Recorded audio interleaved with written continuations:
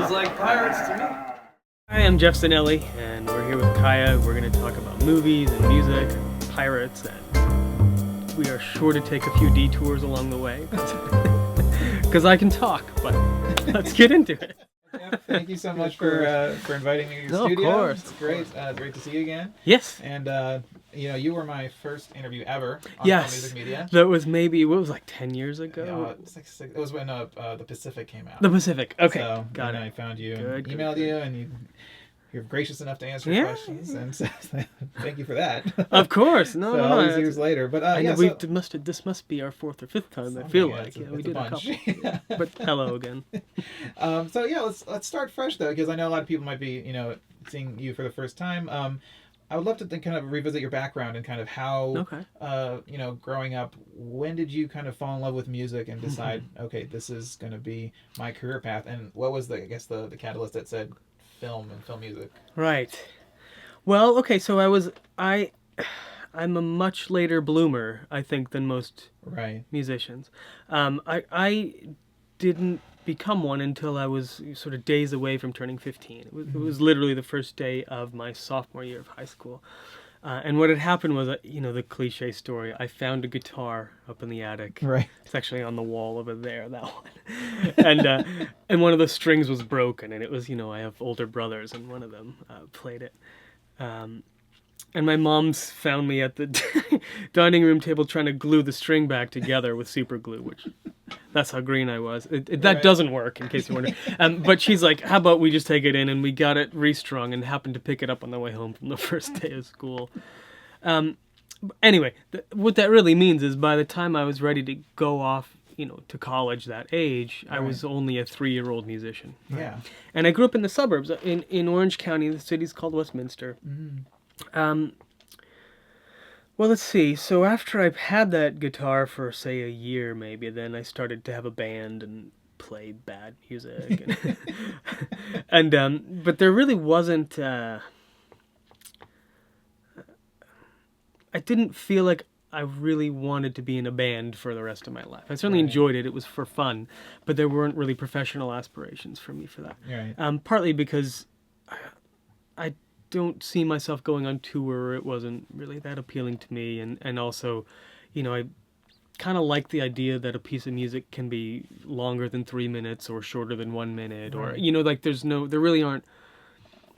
Songwriters, I think, have to deal with a lot of constraints about the form of their music, and I think even with instrumentation, even with there always has to be a singer. You know what I mean? There's a certain amount of handcuffs, I think, that come with that. And the music I was doing, even with that band, sort of wanted to go bigger, and and I think at some point I started going, well, how would I get to change styles, change hats, change approach over and over and over? And I think it sort of naturally leads you to film. And of course, in retrospect, I was a huge film fan. I grew up on adventure movies, literally, every weekend it was Beastmaster, Clash of the Titans, Indiana Jones, Star Wars. It was a great time to be a film watcher, because it was the beginning of cable too, because you're getting all the kind of movies that you were too young for when they first came out on your television, and all these great, really beautiful films coming out in the theater. So, and I had John Williams albums and stuff like that, the Star Wars stuff, and and it's evocative and interesting and different, right, from the pop records that I would be listening to. So, I guess it sort of felt natural that I would want to do that, and especially because I just like learning about a new instrument, or bringing in, now in my work, bringing in a new musician, or even just buying a weird instrument and messing around with it until I can do something of my own with it. I just, that's like what I do in my spare time. Right. So, and I think that it becomes a part of the way that I work. And so anyway, it sort of naturally led me off into film music. But the reality is, in the city where I grew up, I don't know if there was a recording studio. There might have been. Certainly wasn't any film music. Right. There were no... there wasn't really access to a mentor for that kind of thing. Right. And so I didn't have I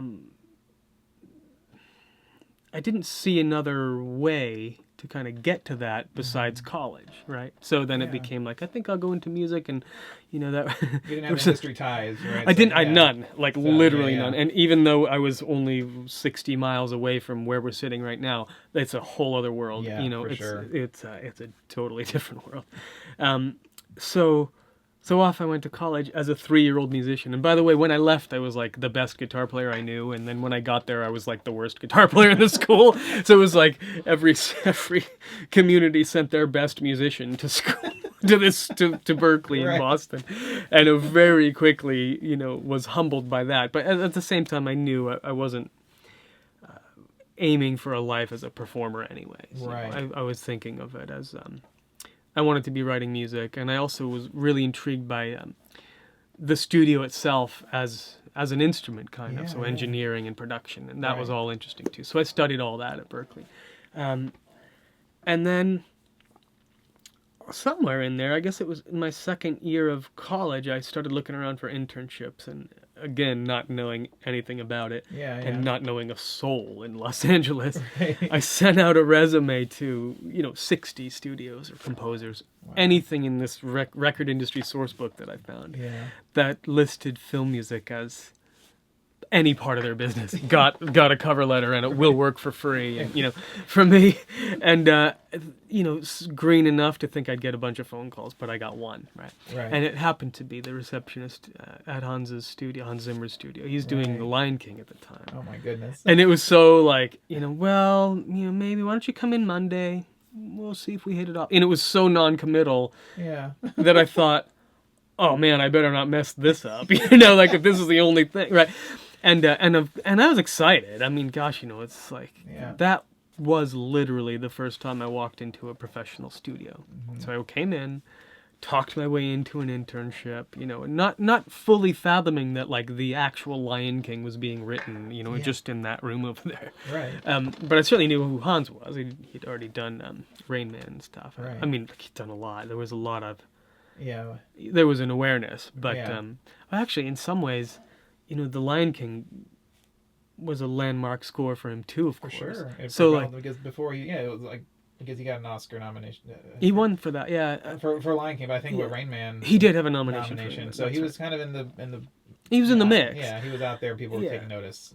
Absolutely, but I think The Lion King, for sure, was like it really elevated him as a composer, just in the world of the public's eye. Right.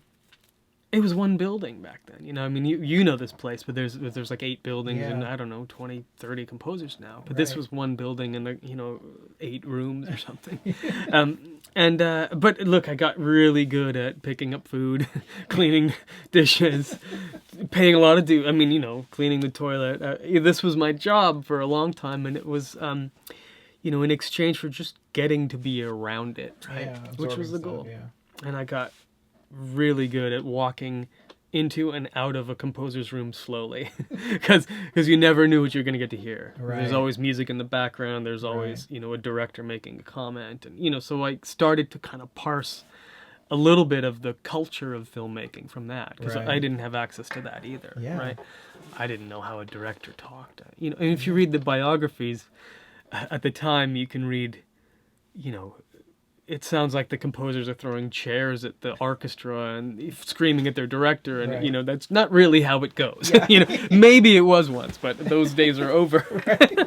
So there wasn't really any way for me to absorb what it's like until I got here. And because I had an engineering background, I got to be buddied up with the engineering staff and Alan Meyerson, for instance. And wouldn't have been that first summer, but I interned here for 3 summers in a row, actually, in between going to college, and the winters as well. So whenever I was back in Westminster, I made the 60-mile commute 5 days a week to get up, or sometimes 7, just to be here. And then when everyone went home, or my shift was over, then I stayed, and I was, what can I do? What can I hang out? And I'd just go into the mix room was a favorite for me, because I loved hearing the elements come together. And then once I had enough trust, they would let me put up an old master tape or like a 24 track of a score, and I learned orchestration by soloing through don't tell the studio by soloing through these things and going, oh, here's Hans's woodwinds, here's what he did when, and I remember really distinctly taking some of the songs from their Lion King record. It was called Rhythm of the Pride Lands, which some of it ended up becoming part of the musical and all that. But I knew that record, and I would go, okay, what's the drum part do? What's that do? Or I'd grab scores or whatever I could find, and kind of start to learn orchestration by going through those individual stems of other people's music, and then somewhere around it. So this, I guess, in terms of timeline, right after I finished college. I'd already interned here for 3 years. And then I came in for that third summer, and it was right after I graduated. Started working as a tape operator in the studios. I'd play, record, rewind. This is back when we had tape machines. So if Alan was mixing, I was rewinding the tape and hitting play, so that he could mix. The Preacher's Wife, for instance, was a score I remember working on. And then, I was about to take a job in their dub room, where, back when we had those things, which is a room with like 25 cassette tape machines, and you're copying stuff from CDs all day, for whatever needs to happen, right? And right before I took that job, I sort of got a lifeline from John Powell, actually. 'Cause it's hard to imagine wanting to be that guy, but I was going to do it in the dub room because I didn't want to go home, But John said, hey, I need an assistant, and I got the job for him. So that was actually my first salaried job in music. So that would have been 96. He was just starting Face Off. Yeah.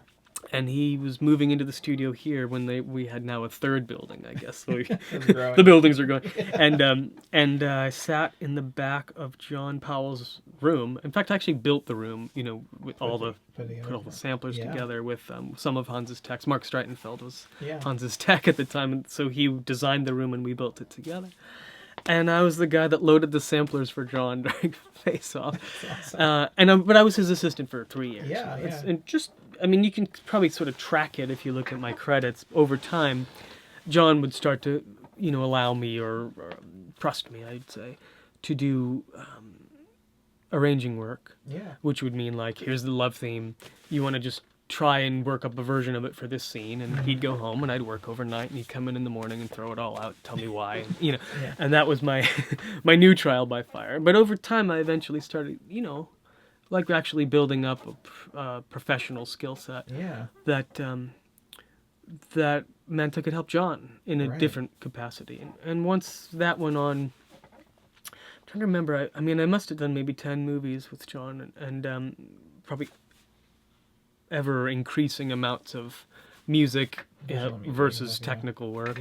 And then somewhere around that 3-year point is when Hans was starting Hannibal, and he says, there's a broom closet and you could move into that. He said, would you want to help? And of course I said yes. And so, that's where that started, because that was when I was, when I was able to sort of free myself up from the day-to-day technical work of supporting another composer. And now I had to do it for myself, but I was also writing on Hannibal, and it was a good, experience, because then I did another, 20 maybe movies, maybe more, with Hans.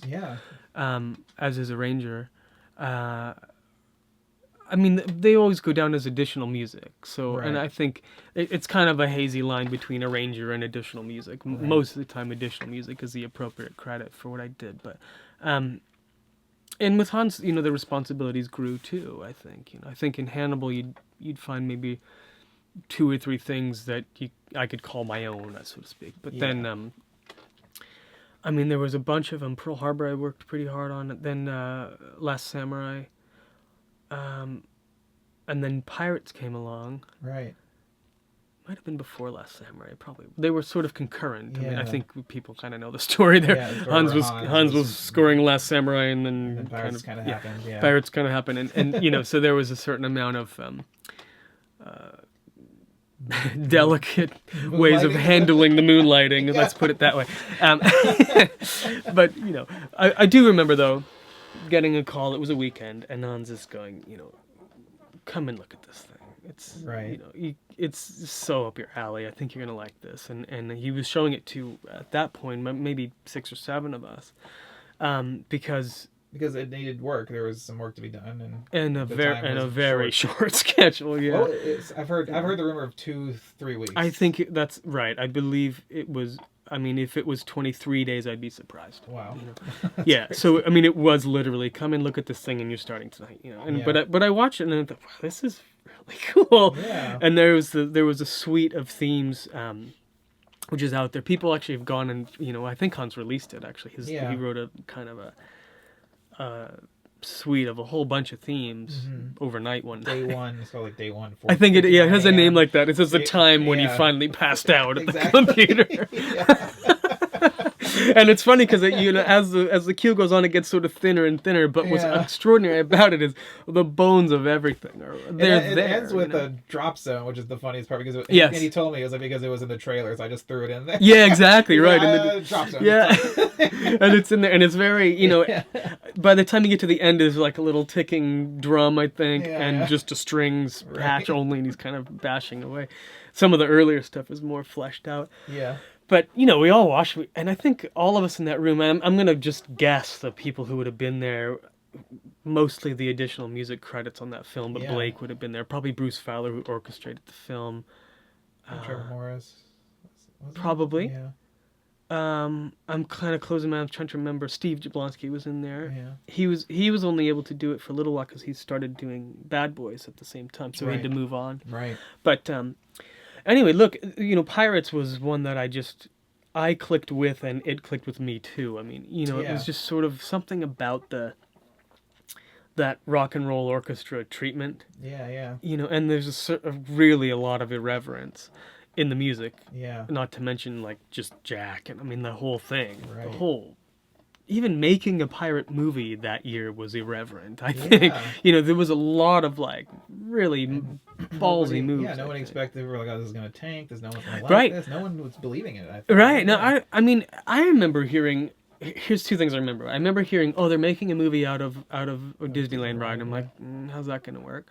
And then I remember seeing a teaser trailer for it before I was involved. Remember the skeleton foot coming down, and it's like a little bit of the underwater march, and I went, that is amazing. Yeah. Like, I want to see that movie like right now. And the next thing I know, a couple weeks later, I am seeing the movie, but I'm also working on it. So, and it was so crazy fast. The first thing I did for that pirate movie was I took Hans's He's a Pirate, the thing we all call that now, which is in that demo, and I worked up a totally different arrangement of it. And that became, I always called it Broadside, but it ended up on the album called Barbossa is Hungry. The sort of big butch one with the, rock drum fills and everything. And that was the first thing I did, and it was a big hit, and it's like, Hans even got like, okay, here we go. And that, I guess, sort of, solidified my position on the project or something. Because I started to kind of pollinate a lot of the movie with that kind of stuff. And I did the Moonlight Serenade, which was, again, from one of Hans's very rough maps. But you remember when they're throwing Keira Knightley up and down in the ground, and they're all skeletons. Exactly, right. And Hans had very roughly mapped out that and given me a couple riffs, and then we worked, very closely on the arrangement for that. And some other stuff, I think all told maybe 25-ish minutes of that score came from me. So, I felt like I played a big role, and I think, that was probably the first of the movies that I did with Hans where I felt like, maybe even with John, maybe the first movie ever where I felt like my work was really important to it. Yeah. And like my voice was being heard. Right. That was really exciting, really exciting. There were, I guess there's a few other early career projects that I can think of, but that one really stands out for me, because it was just like, sure. I get it, I get this movie, and I get the characters and the, maybe because I came up in bands and I played guitar, and so like I just applied my life to this version of orchestral, writing. And I guess that first one was kind of a band effort because it took took a village to pull it together. Yes. I mean, that's clearly. right. But the pulling it together thing was like that was some that was I think more Hans kind of wrangling us. Like I really don't I don't think when I'm in the role of additional music that's my job. Yeah. My job is to write what I think is right for the scene, and we'll see what happens, and then we talk about it, and if there's a way to make it more cohesive with something else, great. But more often what happens is you write something that's sort of undeniably right or good or great if you're lucky. And that starts to inform other scenes in the movie. Right. And then it becomes cohesive because it starts to spread out a little bit. And that definitely happened in Pirates. Right. And so I mean, just to highlight the early part of my career and the additional music credit, sometimes it means what I'm saying, which is you write a piece of music, it's really a lot you, even though it's inspired by, say, Hans's theme, but it's coming from a point of view. And that sort of grows and starts moving into other parts of the movie. Other times, you're the person taking one of those things and applying it into a scene, right? So what I always found interesting is, I have plenty of additional music credits where I was just doing that. Hannibal is a good example, So, but the credit means something different. I mean, it's the same credit, but it can mean a lot of different things. Yeah. So the credit itself is pretty nebulous, What it means though is that you've done something more than just sit around and chop something into a scene. Yeah, exactly. So, but yeah, I mean, I know we sort of already got into Pirates, but that's fine. Yeah, we can. I did want to ask. I think one of your first credits was Teen Angel. Teen Angel, Jeff Rono's TV show. Yeah. It was. I'm sure that was before Pirates. And that was really just the rigors of television, right? And he probably I think he had a show called Profiler, and maybe Chicago Hope at the same time. So there was, if he'd get in a crunch, he'd call me up and I would take on some. TV's a crazy schedule anyway. Oh, I know. Yeah, totally. And so I did an additional music credit on Teen Angel. That's funny. I don't even know where that music is anymore. But but yes, that was an early one. I know. And I was like, look at that. I was like, that's hilarious. Let's talk about that. No, I remember actually getting a royalty check a few years ago. Not a few years ago. It was maybe 20 or something, but the check was for like $3.80 or something, and in fact it's framed, it's on the other side of that wall, because I'm like, I couldn't be able to cash it, I'm instead going to spend $50 to put it in a frame and put it on my, and might as well just say like, never forget where you came from, because we talked about my upbringing, but I didn't grow up in a musical family at all. My father's deaf practically, I mean, he I shouldn't say deaf, but he's very hard of hearing, he needs hearing aids, he reads lips, And no one else really played. I mean, there was a guitar in the attic because no one played it. You know what I mean? In the attic, That's why it was up there. So it was something of an anomaly to go into music to begin with. Right. And on top of that, no connections to the film world. And, we didn't have disposable income. You know what I mean? Exactly. So it wasn't like I could just go get a guitar. Right. I had to go work and earn one. Exactly. So, and I'm the youngest of 6 kids, and that's a hard thing to do even when you have a lot of money, but we didn't. So, just, I guess what I mean is like there's something really it's a real blessing that I get to actually do this. Yeah. You know what I mean? Yeah. So.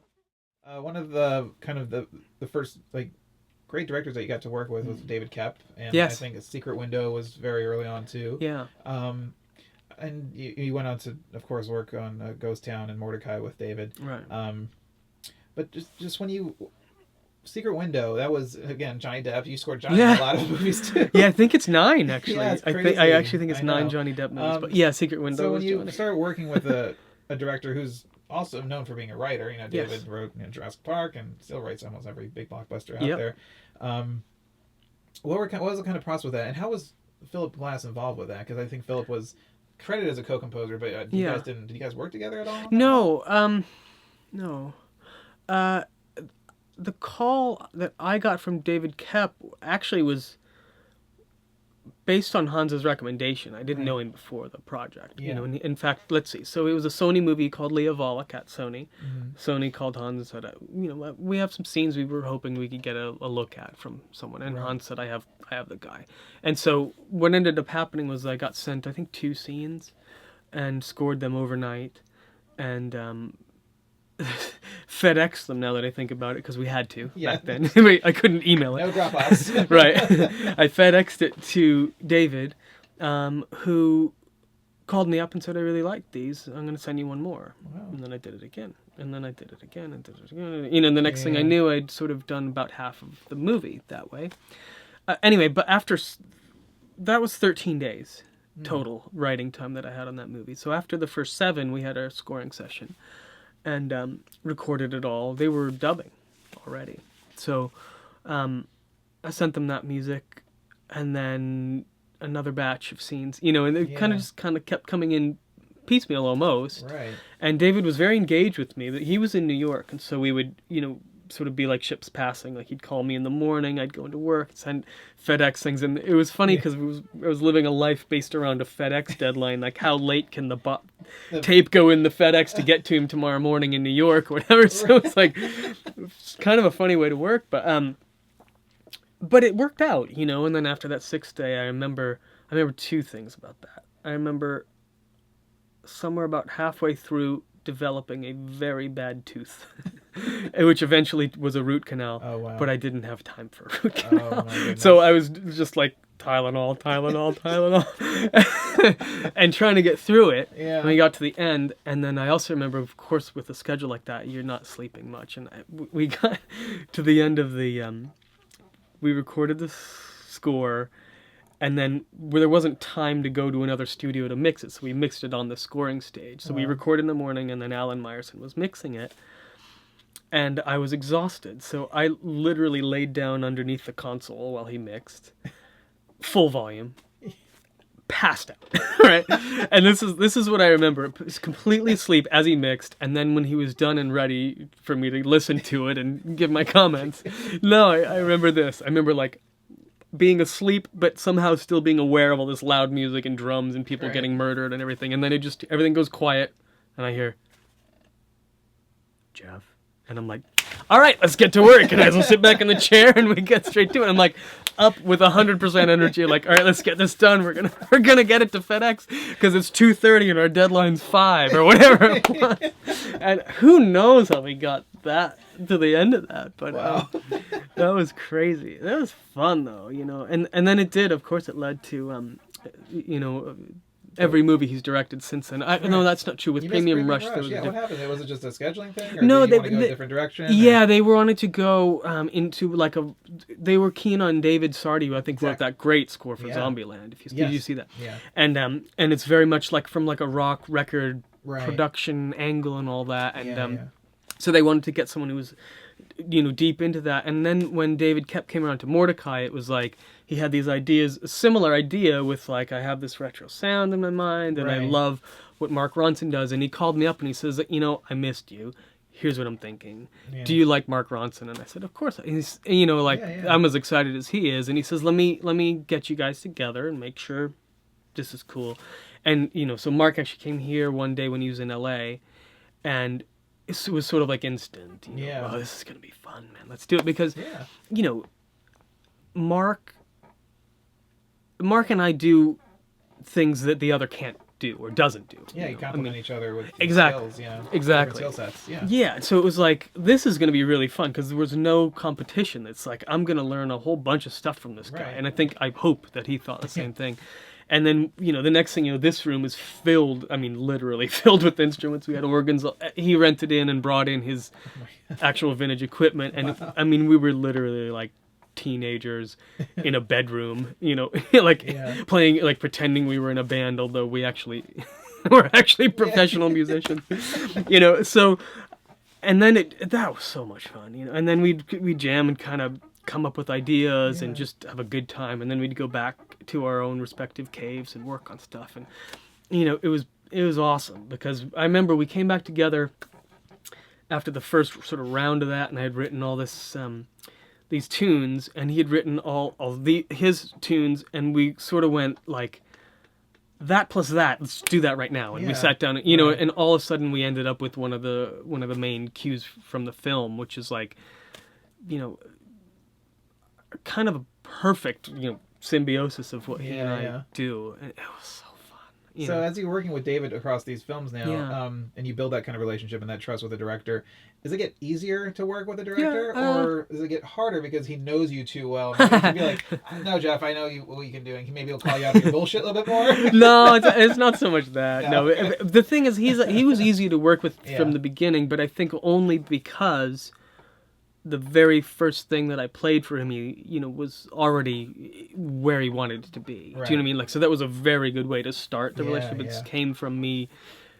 I mean, just our instincts matched or something. You know? Like, because it was really a shot in the dark. I don't think I talked to him even for Secret Window. I talked to Leah, and she sent it to me, and she liked it too, and she sent it, and then he was like, "Hey, this is gonna work." Okay, and then, but I think David and I have always had a good shorthand, and he doesn't pull any punches, but he doesn't need to. Do you know what I mean? He comes from a writing background too, so I feel like that gives it a different. Because you're a musical writer, and he uses words for writing, and he writes the films, and he directs, and I think, is he more compassionate than other directors? And like, I don't know if it's, well, he's certainly compassionate. I don't know if it's more or less, but I do find, since you said that about him being a writer, I find that writer-directors and I tend to click much faster. Yeah. Which isn't to say that you build a relationship if they're not a writer, but I just mean the mindset is really similar. You know, you have the same. Both people have to be totally willing to be vulnerable. Exactly. You know what I mean? And there's something really good about that. And so and you know that about each other. And it doesn't matter if he's David Koepp and he's like, you know, the most successful screenwriter. He's still a writer. You know what I mean? Like we're both still, you know, and I think I'm not so sure that writing words and writing music is all that different. Yeah. Although I don't think I'd be good at writing words. You know, so there is some difference. But you're writing for different things, you know. I think the script is giving you a structure to fill in what's not being said with the words, but you're still telling a story. Yeah. I guess I think it's, you know, music is wordless. Right. I mean, you can make a song, but and it's and you're trying to get at, you know, I don't know how to put it. I guess language is sort of something that gets applied over people's lives and emotion. I mean, like humans lived a long time without English. You know what I mean? Right. So they communicated differently, and now there's this layer of, you know, that helps us to talk to one another. Right. Music, I think, is sort of in between that sort of primal grunting. Not to sell it short or anything, but I don't know. I mean, it's a wordless thing, right? But it still taps into emotions in the same way that actually words do the very same. Do the same thing. I just don't know as many words as David. even his emails come across like poetry to me. So it's like. Well, then you also worked with David Duchovny on Alpha D, who's writer-director. Writer, but he comes more from acting as well. He does. So did that bring a different aspect to him as a director? Maybe it didn't work because maybe it was. I should interview the actors to probably talk about that because he was working with the actors. But with you as a composer, did you feel any difference from him coming from an acting background, kind of primarily? I don't know. I think I felt more the sort of writer-director thing again. Peter Hedges is another example when we did Odd Life of Timothy Green together. But with David, that, by the way, was my first solo credit. I think it maybe overlapped or was right around Secret Window. Yeah. But I may have finished it first and it came out second, one of those. Yeah. But David was...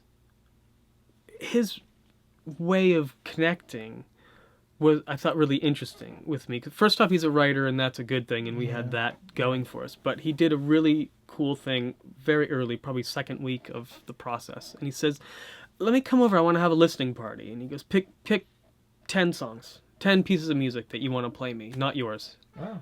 Great. And he came over, and he brought over CDs in a bag. This was a while ago. And I mean, I remember him playing it. It was interesting because some of it was music from the 70s, which is the period that the movie was set. Right. Some of it wasn't. Some of it was scores. Some of it was songs. And and it was almost like we didn't really talk about the songs that much. He goes, okay, your turn. And I don't remember exactly everything that we played, but it was kind of like, let's just, obviously the point was to pick music that related to the story somehow, right. For some reason or another, and in some cases it might have been me going, I just like the sound of that guitar, right. And that's why I'm playing this for you. And in his case, I remember him playing a song that had there was a timpani in it, and there was sort of this little whistle kind of sound as part of the backing track. And he's like, "That forget everything else, those two things." And by the way, they have nothing to do with the score we wrote, but it was something about I like how they interact. There's something that's innocent and big. Okay, and we started to kind of circle around the ideas for the score. It's really quite cool. It's an interesting process. And poetic almost, and artistic, and and it found. That was one of those ones where it kind of finds its way into the score, but I don't know how, or I can't point to it, what it was. But that was the important meeting for the whole movie. Right. It was really here's how we're going to... This is a good way to connect. Yeah, for sure. He's, by the way, was a huge music consumer. And just because I happened to already like 70s music probably helped me get the job. But I was, we were singing Yes songs all the time, but he knew. I mean, he was an encyclopedia of classic rock. Awesome It to was work with. really cool. So kind of moving down, you kind of entered into the miniseries space with Into the West, which I mean won you your first Emmy, and took forever to get a score released, but you finally got it out just a few years ago. Yes, but, I did. And it's such an amazing piece of work. Thank you. So when you approached Into the West and tackling something that was pretty massive, I mean, what was the approach there? Was it any different than... Because you've just been doing kind of films up to this point, and now it's okay, now score. How many hours of music was? Yeah, well, it was a six-part miniseries. Right. And so it would each run about an hour and a half or so. Right. So 9 hours of footage. Wow. And most of it, 6 hours of music, probably, something like that. Yeah, it wasn't wall to wall, but it was. But there was enough. It was enough. But it's daunting too, because I mean, at that point, actually, I think it was after Pirates, which I think is important because that Pirates was, me really showing that I can succeed on a project of large scale, right? And I think if it weren't for Pirates, I don't know that anyone would have been like, oh, let's get him to do our $300 million miniseries, Right. But they did. And I wrote some demos to get it, although they felt more like a formality because it clicked pretty quickly. My ideas were already working, and I remember writing the main title in the first round, which is largely unchanged in the actual show, right. And that was a good way to start. And then there were really sort of two halves to the score because there's the Lakota Nation, which is influenced by all the ethnic music. There's a lot of Native American music right. in that, and then there's the settlers, and then the really important key thing about the show, it's actually even one of the characters says it. There's good Indians and bad Indians. There's good white guys and bad white guys. Right. And that was you sort of have these two halves, but there's good and bad on either side. Right. And that meant that the themes had to sometimes do this and sometimes do this. Right. And so that became the architecture of that. Yeah. But building it across that it's hard. Scape, to keep structure. How do you keep structure and focus with something like that? Well, right. So here's the other added complication. They had not finished shooting episodes 3, 4, 5, and 6 when I started on 1 and 2. Oh wow! Right. So I was doing 1 and 2 concurrently. Did you have the scripts for the other ones? Or the outlines at least. I don't think I had the scripts, but I had a plot outline. So at least I knew characters where they were going to go and could try to plan it out. Right. And it's because the story takes place over, I think, 80 years. Something like that. And so some of the characters are with you for most of that time. Right. So I had to really find a way of this tune has to be versatile, and this is maybe just this episode specific thing. Quantrill's Raiders, for instance, I think in episode 4 was like sort of self-contained, but then there's like, all sorts of characters that last forever. Loved by Buffalo, I think. Anyway, it was all like, it was a balancing act, right? And then getting to bring in the ethnic influence was awesome, because one of the directors was brilliant on the set. Some of the actors, just during breaks and stuff, would start playing music. And so he would go to them and he'd say, "Wait, hang on, come here, let me record you," and get them on the contract and everything, record them playing out just there on the set. Yeah. So I got this sort of package of mostly flute instruments that actual performances. Some of them were songs that they'd either passed down or improvised on the set, or but they were authentic. Yeah. And then I started some of the early things I was doing, even without thinking about the picture at all. I took some of those performances and would write a string arrangement around it, because now I'm bridging, the Western orchestra with this, genuine performance, and it starts to get really interesting. Same with some of the vocals and some of the percussion that I could sort of start to bring into it. And but at the same time, what it does is it made it so that I wasn't just writing like a period score or something. And frankly, it's totally offensive for me to pretend that I wrote authentic Lakota music. I didn't, and I wasn't even trying to. But what I have is a performance from, someone who, don't you think that gets into the blood across the generations, and it comes out in the music, So that they were sort of willing to sort of let me do that with their music was really a huge benefit, I think. And it found its way into the score in a lot of places.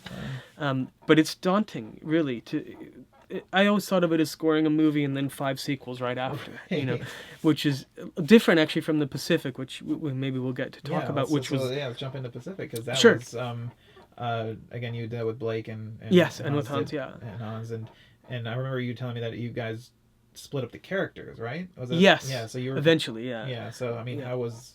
Yeah. Well, the original idea was gonna be, Hans will write the main title, right, and Blake and I will just sort of alternate episodes. Yeah. But I think before we even really started, we figured, no, hang on a second, because there's characters that track across all these episodes and certain things, and what we ended up doing was more like what you're saying. So Blake scored most of the John Basilone sequences. I scored most of the Lecky character.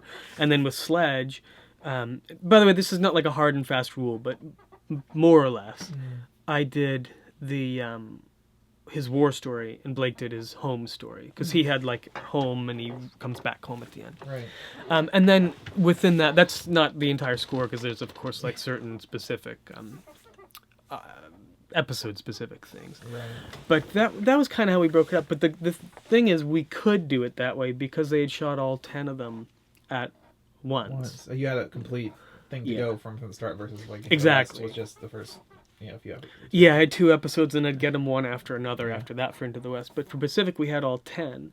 And at some point, you whittle the schedule down and you go, okay, we're going to go in this order. But at least before we did anything, we watched the whole 10-hour show. Wow. And and it was longer than that because they were still editing it, but we could see it, taking shape and minus all any graphics or visual effects that needed to get put in. But didn't you say it was like 9 months of your life? Was it? That was 9 months, and I think Into the West was as well. Yeah, they were both long projects. Yeah. Yeah. But working with Blake, I mean, when your characters met in the same episode, did you guys meet up and be like, okay, how are we going to handle this? Or... Well, no, we were in sync the whole time. Yeah, okay, so it was I mean, like all the meetings were all of us together. Right, yeah. So there wasn't so much of that. I mean, like that wasn't such an issue really. Yeah. We kind of knew where the other one was heading. Right. I mean, try that's to amazing. keep the train on the tracks. The whole experience is amazing. Oh yeah, no, it was big, but the other thing. In both cases, I have to point out, which is such a luxury, is that we had a live orchestra for every note on both of those. That's amazing, which is really not... I mean, you're seeing it more and more in now on television, I think. Right. But at the time especially, that was unique. And I mean, in the case of Into the West, that was my choice, and it was, my money to spend or not, I guess you'd say. Right. I remember in an early meeting, and they were like, "Are we going to have an orchestra?" And I said, "What do you mean? Of course we are." And that when I found one that we could do it, and with the Pacific, we did it all here in LA. I mean, it was great. That's awesome. Yeah, it's good. So after we just talked about Into the West and the Pacific, and I know you're working on a pretty big game right now, Star Citizen. Mm-hmm. So that's going on. But you also, earlier, you kind of did a movie called Gamer with Rob Williamson. I did. And then you did a Call of Duty mobile game. So you're kind of in the did a game bunch space a little bit earlier back then. Well, and Hitman actually is another one, which was based on a video game. Right. So you but now you're kind of entrenched into Star Citizen, which was a Kickstarter funded game. And it's been in production for quite a while. I don't know how many years. 3, 4, maybe. Yeah. But what's the status on that? Because I think it was supposed to come out last year or this year. Yeah. I mean, I think there's two aspects to that game. One of them is they're making a persistent universe, right? Which is actually not what I'm writing the music for. Right. Although some of what I'm doing may kind of pollinate in that, but there's a single player game in there called Squadron 42. Right. And so, both of those things are being developed concurrently because there's a lot of shared technology between the two. And in fact, I just read that they I think in the last week, crossed over 150 million in crowdfunding. So, when you say crowdfunded, it's so often it's somebody, it's $150 million. It's like, and I don't think even Chris Roberts, who's making the game, did not see that one coming either. Right. I think he was looking to get a little bit of seed money to kind of get back into games. And in fact, I don't know if you noticed, he also produced a movie that I scored called Outlander. That's right. Yeah. So that's how I know Chris. Yeah. And when I started hearing about Star Citizen, we got to talking, and he's like, "Yeah, you gotta let's do this, and it's really gonna go, and you won't believe this. We have 20 million right now, and it's just like and just going, and at this point, like even just last week, they're sending me videos of gameplay so I can see how the levels are, and I think I'm probably about an hour into that score already for what we're doing, and that's just gameplay music. So we're doing a lot of like cutscenes, and I haven't done that yet. No, that's separate. That'll all be separate. So no, I mean like actual in-game. So that one, it's been really fun. There's the audio team in London, which is Lee Banyard and Ross Tregenza.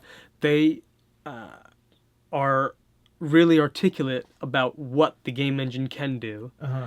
And on top of that, if I think of something and I say, well, can it also do this? They go, well, let me get back to you. And then they call me a week later and go, yep, you can do it. Because they have programmers there that can, So we're able to find, we're finding all sorts of dynamic ways of controlling the music dynamically as the player's playing. Because what I'm hoping is that the game engine will make at least some of the decisions that I would make if I were scoring the game as if it were a scene. Right? Because a lot of game composers I talk to, they will write the music, but it's really up to the developers and programmers to implement it. So how it plays to the audience is you don't really know, because of course the player dictates the pace and everything. So so if they're programming something that pretty much kind of scores it.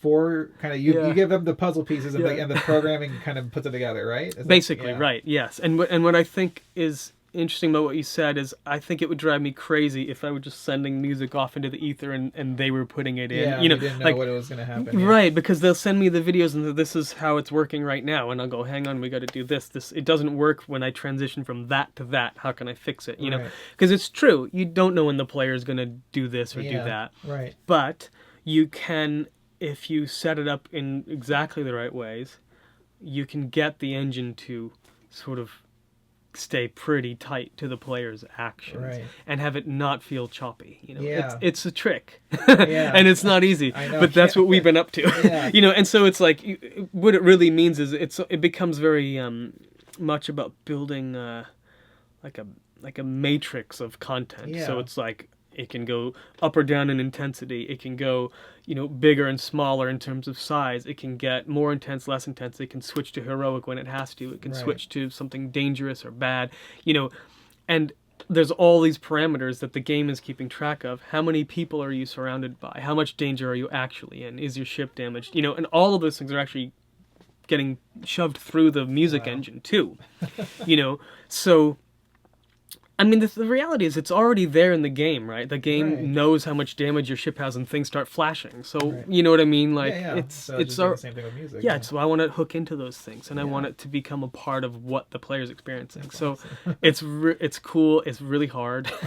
Because it's also like, then you go like, instead of just going, if I was scoring the scene and it was 2.5 minutes, so it's 2.5 minutes of music. Right. But if you're playing the game, you know, you end up having to have 15 minutes of music, knowing the player's only going to hear 2.5, depending on when they do such and such. Yeah. So there's a gluttony involved, or you know, remarkable inefficiency in the writing process. And then it's like, you know, what's the location? What's the geography? Are you inside? Are you out? Because the game goes from first person to in ship, and then, you know, you can do like a, what do they call it? Like when you're outside of the ship but tethered. You know what I mean? Like a spacewalk kind of. Yeah. And there's all these different game states, so to speak, and they're all, you know, the music responds to them. Well, that's gonna be an awesome experience. It's gonna be cool. Yeah. I think the current date is this year. I think is it still this year? Maybe they pushed it. Well, what I saw recently made me think that that's certainly possible. But I really states, you know. Well, that's the great thing about games. What I love, because a movie, you have a hard date. Yeah. You have to meet that day. But they just delayed Red Dead Redemption, and it's like we want to make it perfect, and the gaming audience is like, we embrace that. We're okay with waiting. Blizzard did it all the time. When I was a young gamer, it was like, when is StarCraft 2 coming out? When am I getting to play that? You know, and Diablo, and like they always did it, and every single time it was worth it. It's worth it. Yeah, that's the thing. Because when an unfinished game comes out, it's no fun. No, I know. Yeah. So before we jump back into Pirates, I do want to ask about you know, you had this really popular piece that ended up in the Legend of Zorro trailer. Oh wow! Okay. Yeah, there was a piece that I don't know where it came from, but do you know anything about? Well, no, I remember writing something for the Legend of Zorro trailer, so it might have been bespoke to because it had very piratey theme. It would have been. I'm sure it would have been after. Yeah, I mean, and there was some. Because you don't do advertising music. How did that happen? I think it happened. Leah Volek again, actually, at Sony. Oh yeah, it was a Sony film. Yeah. And she called and said, hey, you know, you want to look at this trailer, see if you have any ideas. And then it ended up, actually, the piece that they used, they ended up like merging it with, because trailer music is its own thing, right? Yeah. And those guys, you know, they know how to do that thing, and there's a certain sound. And so what they ended up doing was taking my music, but having someone who works in that world like sort of layer in the extra 1,000 drums or whatever it is, you know, and then it gets combined with the sound effects. And so it's really interesting to see how those are built, because it's not always music when you think it is, or you know, some of the whooshes and the whizzing. Like, yeah. But that's funny you bring that up. But yeah, that was me. That was So we talked about Pirates 1. Let's jump back into Pirates. So the movies continued with Dead Man's Chest and At World's End and On Stranger Tides. Yes. And Hans helmed those. Of course, you're a part of those. So you built up a good relationship with Gore. I did. And Gore departed the project, and after he finished his trilogy. And we still did Rango together, though. And Rango and Lone Ranger. And which I loved. So Thank you very much. I'm sorry to bring the William Tell Overture. No. Hey, man, I spent a few months on the William Tell Overture. But I got to tell you, the thing I loved about it was that whole train sequence. Right. It sort of took on this life of its own. I feel like it was a short film that you were, or not short. Yeah. I mean, it was a short. I mean, like a 10-minute sequence of insanity. So let's talk about that briefly, because that was. Sure. Yeah. It's so operatic in a way. Like we were talking about, everything is in sync with everything in that movie. Yeah. So in fact, I even took the train sound effects and cut them onto my click track, so they're going you know, at my tempo, so that everything is just always like rattling at the William Tell Overture, truly. And you know, as they were working, they would I would work with Craig Wood, who's the editor, and go, if I can have 2 frames here, can you and then you can have him back there. Can we do that? You know, Wow. and we were really getting scrutinous about this stuff. Because and you were, him too. You weren't like, it wasn't like a Looney Tunes Mickey Mouse thing, but no. you're very tight to the picture. It's very tight. Yeah, yes. so it wasn't yes. comical. I mean, there was a little kind of comical. I mean, Johnny's performance is a bit Buster Keaton-y. Yeah. But, I mean, yeah, it was with the cuts, with the like action in the scene on the frame. It was very close to that. So, I mean, was that process started while the rest of the movie was being put together? How early did that start in the production process? That started before they filmed it. Yeah. Because Gore had mapped out the whole sequence. A lot of times a director, when they're mapping something that complex, will make an animatic, they call it, which is basically a very rough... a visual effect. Yeah, a visual effect. I mean, version, a little polygon. Yeah, like move here. Tonto moving around on the train and all that stuff. And, just to get the space of the scene. Yeah, exactly, and get the geography and start to build it that way. And in fact, they started with that. It was maybe 6-7 minutes. No, it was only about 5. And they were cutting the William Tell Overture to it. Now, the thing about the William Tell Overture, it's a long piece of music, but the stuff everybody knows is about 2 minutes long. Right? And the music editors on the project were cutting it in and finding that it became very repetitive because there were sections that they had to use 3, 4, 5 times because it's, to kind of build it. So Gore actually called me while he was working on the animatic, and he says, I'm really trying to map the scene out. Not quite working. Do you want to take it on? So I actually scored the animatic like that, right? And then I remember him going, when we film it, some of the time you'll probably change a little. And like, of course, we know that.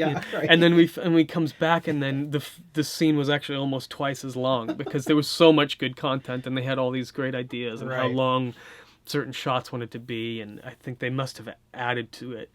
And so then it really had to be reworked from that point. And then on top of that, as the scene was getting tighter and tighter and tighter, I mean, I remember even jokingly asking the editor if he could cut half a frame because it'll help me stay in sync, There's no such thing, of course. But he, we got that as tight as we could. And sometimes it would feel like, I always described it as, picking up the Golden Gate Bridge and moving it over 2 feet, but like by the end of it, it becomes such a massive sequence. And and if you touch something here, it'll affect something completely. Change everything there. So, and if you think about the William Tell Overture, it's so modular. You get and you can't do one without the other, right? And then and the phrases all want to be married to one another, and you really have to be super cautious about. You can't just take one out, Did you already have Hans's themes at the time, or were you? No, and it was mapped out with placeholders for a lot of that stuff, and some of it actually stayed in, but in other cases, like the silver theme, when he pulls out the gun and he's ready to shoot, that was a late add once the theme was written. It wasn't before, so at that point, I would have put in, I don't know, probably just some sort of a placeholder for what I thought it might be. Or maybe, actually, I think in that case, there was more William Tell Overture right then. Yeah. But then once we had the silver theme, I mean, we knew we had to get all the themes to work together. It's the party at the end of the record, you know what I mean? Like, every, like a song that builds, every instrument's there by the end of it. And it was, all the themes had to come in certain ways. And because because Hans wasn't supposed to score that movie. I think originally it was Jack White. That's and then he dropped out. And then, actually, now that you mention it, so was that a Rush thing too? No, no, it wasn't Rush. Because I thought he was doing Man of Steel at the time. Was it like, or did he come on? No, oh yeah, he was. That's right, but it wasn't a Rush job. Let's see, that's right. So probably when I did that animatic, it was still Jack. Yeah. Wow. And then I think at some point, it looked like that wasn't. I don't. Yeah, I mean, I think some of Jack's music still stayed in. That's the correct. film, It's like in the brothel scene or something. That's right. Yeah. And it's in there, and it's great. Yeah, and you can cool see stuff. where it was headed with it. But it was, I think it's hard to imagine taking on something of that scope as your first film. Do you know what I mean? And on top of that, Jack's busy, and I think the schedule moved. Anyway, who knows? But when Hans came back onto it, I had already been working on the William Tell Overture. But let me think about this for a second. Because I worked on Man of Steel only for about 2 weeks, and then I started getting back into the Lone Ranger score. I think at the time I thought I was going to do Man of Steel, with that team. Right. And then go into Lone Ranger. But then Gore called and said, you know what, I got a lot to get done. Yeah. Can you come over here? In fact, I moved in over there. I moved to my studio next to his editing room, Gore's. And we worked on the William Tell for whatever, the 2 months or something that Hans was finishing Man of Steel. And then he came back over. I don't remember how much time, but it was not like, it wasn't a sprint, Right. Was, 2 months on one sequence, that's yeah. versus 2 weeks on the first Pirates. That's true. Yeah. And it's crazy. interesting, right? It's an interesting thing to, when you Both put it that more. way. Yeah. But, the end result, I mean, it's like the best scene in the film, and you put it all together. And I mean, Hans's themes are so great. I love the score. The way you weaved it in there, it's... everyone, again, critics suck, but I mean, it's a great movie. It's a great movie. Do you ever hear what Kurt Vonnegut's quote about critics? He says, a critic is someone who puts on a suit of armor to fight a hot fudge sundae. You know what? There have been a handful of critics that I really have sworn by. So it's it's a problem is now that so many critics are actually people trying to generate ad revenue on their website. Exactly. As opposed to, I mean, like, no one would ever say Roger Ebert didn't love film. Yeah. Do you know what I mean? Like, every word was about his passion for film. And when he didn't like a movie, he just didn't like a movie. It was like his opinion too. I mean, not everyone is Roger Ebert. I mean, Roger Ebert's. I know. So, yeah, right. I feel like for critics, I mean, I write reviews on my site, but I always make it a point to be more of kind of an analysis. It's just my take on it, Sure. Because I think it's hard. Like if I don't write scores, so I can't see myself saying like, well, this is how it should have been. How it affected me, and I think something so. I mean, it's so subjective. Yeah. It's like food. Like I can like something and you can hate something. And music's such a tough one because you cannot talk people into it. Yeah. Do you know what I mean? Like you either like it or you don't. Right. So. Right. You met that guy that doesn't like the Beatles, or you know what I mean? And it's like a pointless argument. Yeah. And that's someone brought that up today with me actually, but I've thought that before where it's like you can't tell someone to like something just because you think it's always fun to argue your point and have a discussion. No, I agree, but I think discussing cinema is one thing. I think people get so defensive about their opinions, or they'll attack you for your opinions, and it gets ugly on the internet, Yeah, I'd stay away from it. But I do think there's a real value in what a great, passionate, film-loving critic can bring. Sure. I just think, like, if I go on to Rotten Tomatoes and I see that, like, 280 people have written reviews for whatever movie, I mean, does anybody read 280 reviews of a movie before they go see it? Yeah. No. So do we really need 280 critics? Yeah, exactly. I don't know. Anyway, you can cut that out of the interview. So yeah, let's jump into Dead Men Tell No Tales. They do, yeah. So when this came up, when did you know that Hans was not going to do it and that he was passing the reins over to you and said, "Take it, it's yours"? Probably right around Lone Ranger, actually. Wow. I knew it a long time ago. Because here's the thing, there was no question in, say, Jerry's mind or Disney's mind after after any of the Pirates, but after Lone Ranger especially, because they saw me, get to the finish line on. I mean, I'm gonna just say I think that William Tell Overture Q, regardless of whether you like it or not, or like the movie or not, was one of the hardest assignments in film music in the last decade, and I'm not kidding. Yeah. So. That I got to the end of that with Jerry, Gore, and Disney, none of them wanting to murder me. Yeah. You know what I mean? That's I think good. that they were all like, wow, this is really something, and that was like a big, in the same way that Pirates 1 sort of elevated my, people's opinion of me within the industry. This was another big step. And I think if it weren't for Lone Ranger, it would have been a much harder thing. But there was no static from Jerry Bruckheimer with this idea, and no static from Disney. In fact, they offered it. Wow. So, and the way it started, we had a meeting a year and a half, I think, before the movie was shot. Yeah. Joachim and Espen, who are the directors, Hans and myself, and it was just like, let's sit down and make sure this is going to work. I think, in other words, I think this is the director saying, let me make, I want to meet Geoff. I want to know what this is like. And the four of us sat down, and it really was like, first off, they're easy to get along with, but they had great ideas. They have, you know, they're like me. They want to take the franchise somewhere new, right, without abandoning the things that we love about it. You know, and that's a tough thing to do. But they're going like, you know, we have two questions. You know, can we have the old themes? And Hans is like, yes, they're yours now. Yeah. You know, because he trusts, you know, right. He trusts me. He knows that I know what to do with them. And can we go somewhere new with Salazar and with Karina and with, you know, there's a concept like the mythology of the sea, which relates to Poseidon's trident, right. and, you know, and those were the three main new musical concepts. But in truth is that those three themes are about 2/3 of the movie, or in some way or another, you know. Right. So there's a lot of new ground, but we left that meeting feeling great about it, you know, and I said, good luck, and, you know, go have a good shoot. And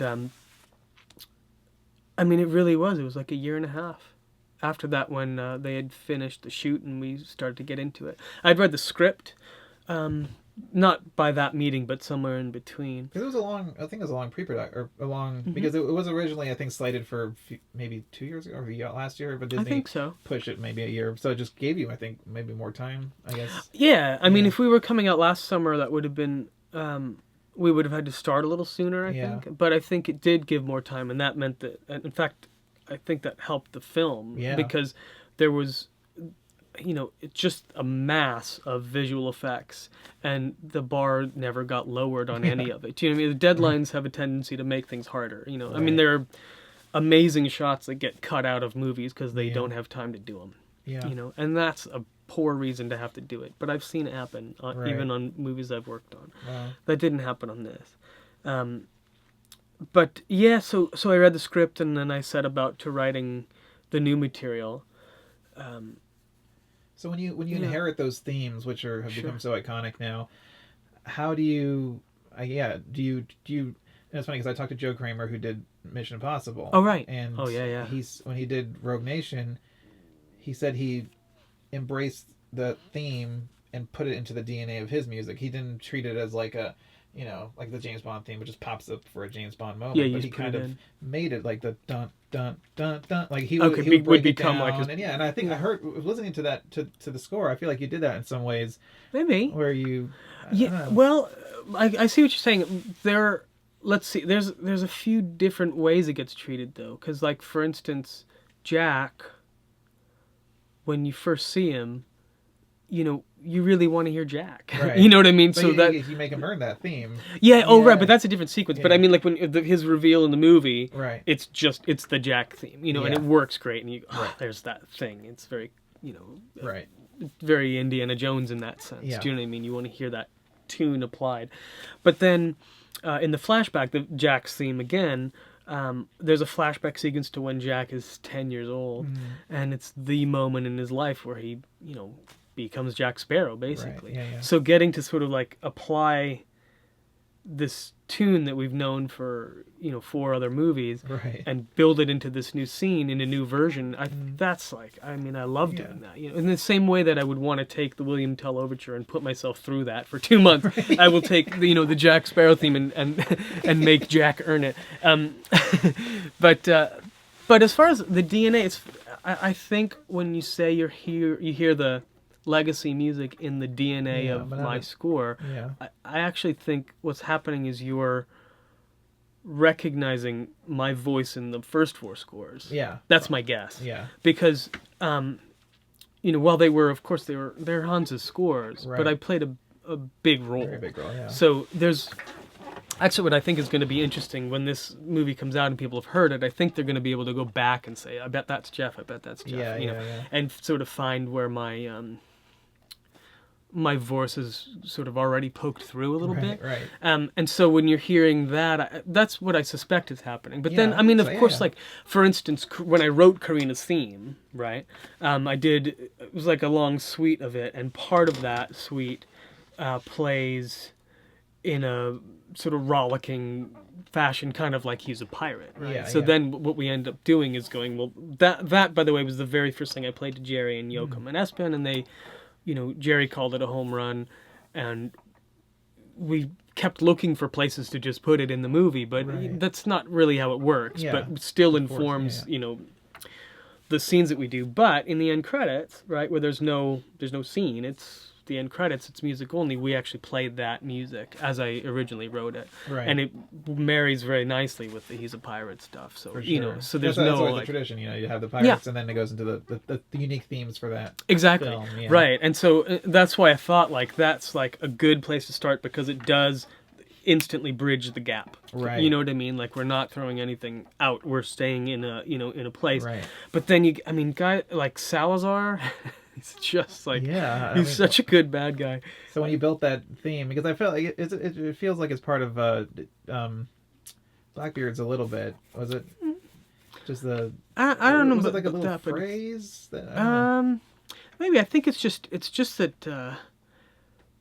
You know, I'm trying to find a way for him to be just terrifying. Well, you did great with the cello. Yeah. Well, but here's the thing, you know, so I'm always thinking of like, say, Jack Sparrow, and you forever think of Martin Tillman, solo acoustic cello, the drunk Jack, you know, that sound. And then, you know, my first thought was, what can stand up to that? What can stand up and make it into, you know, man against man, basically. Right.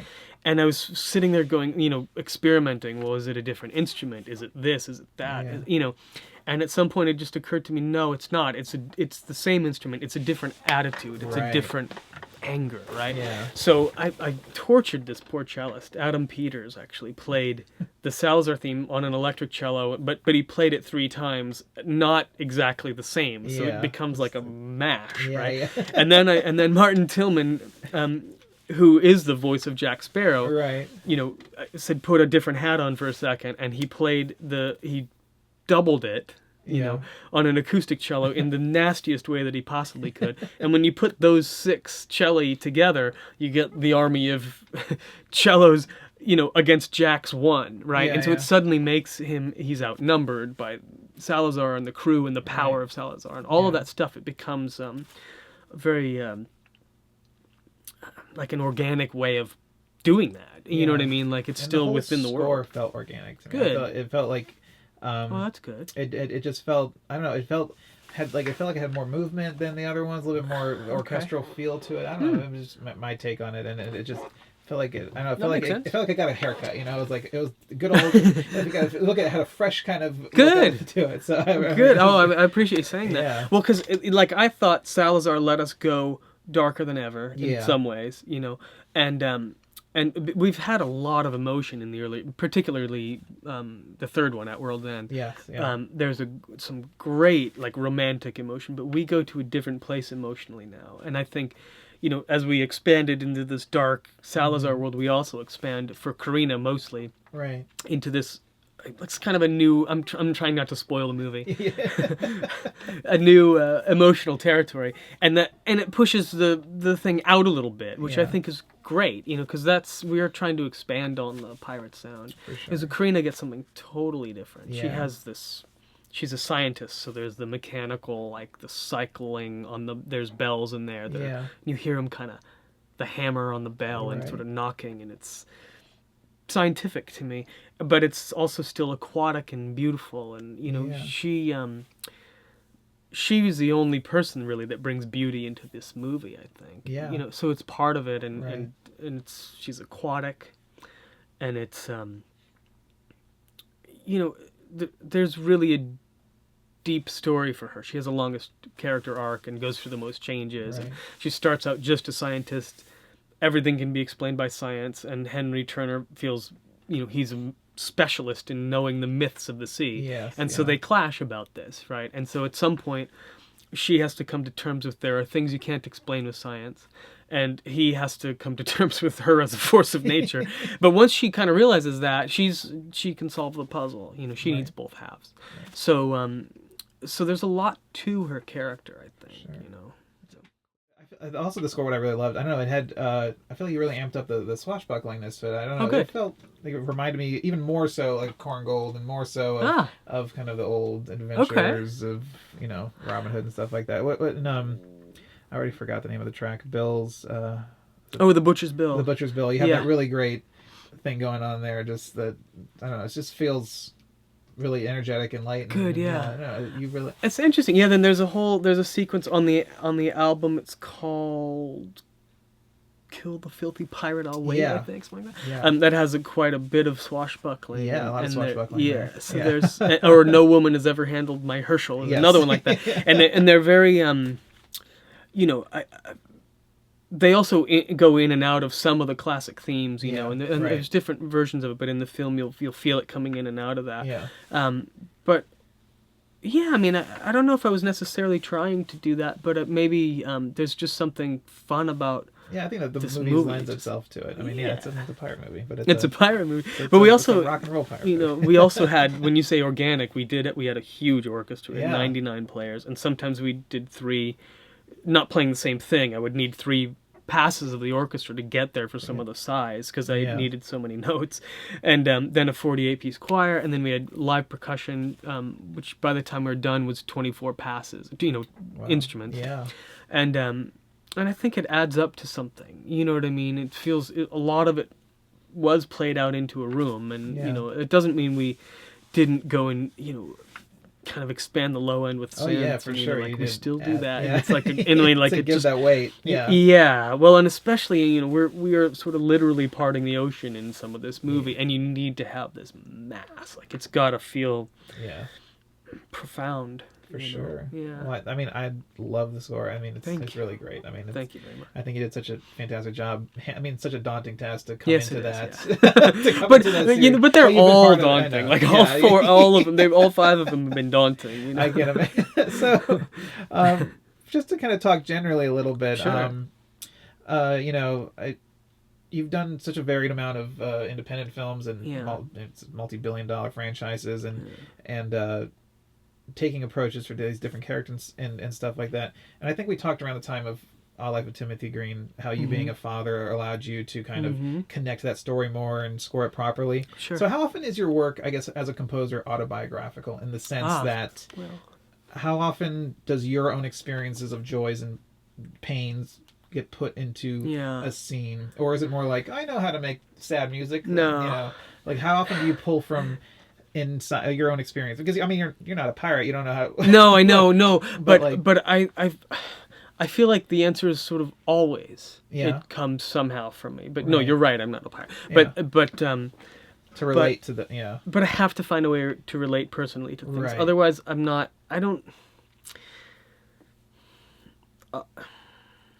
terrified. I'm terrified of music that is soulless. Yeah. Especially if I wrote it. You know what I mean? Like, I don't want... That's the thing that I... Is it vulnerable writing from that point of view? Sure. I mean, totally. Yeah. But I think it's important, and here's why. If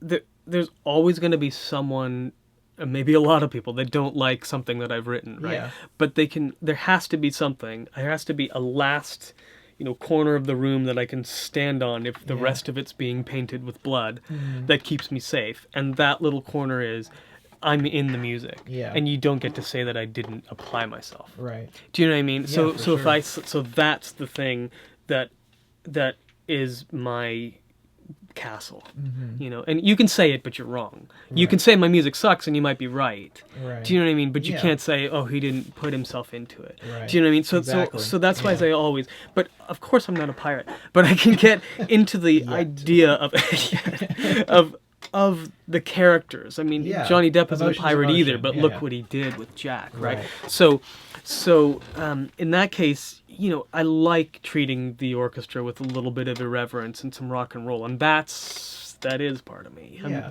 I do love classical music, but I'm not reverent about it. Right. Sorry, I should be. And that I don't mean that.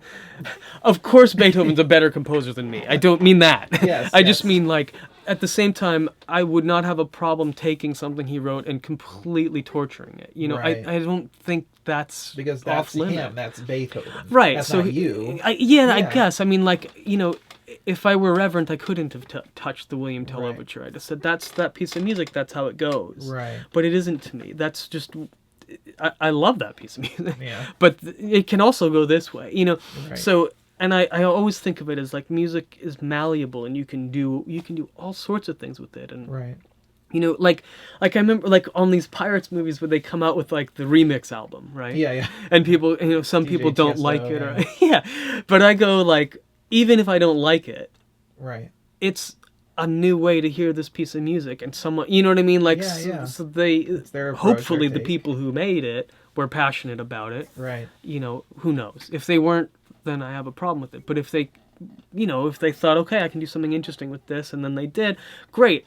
I'll be honest with you, I don't know that I've heard all of the remixes. Yeah, there's a lot of remixes. Yeah, but I mean, like, I don't have a problem. I think it's interesting. You know, I think there's really is the sort of mashup culture, and the DJ, the rise of the DJ is actually sort of testament to the idea that this is a valid way to do something. For sure. It's not the same thing as playing a violin concerto, but it's not supposed to be. Yeah, yeah. You know what I mean? Exactly. So, anyway.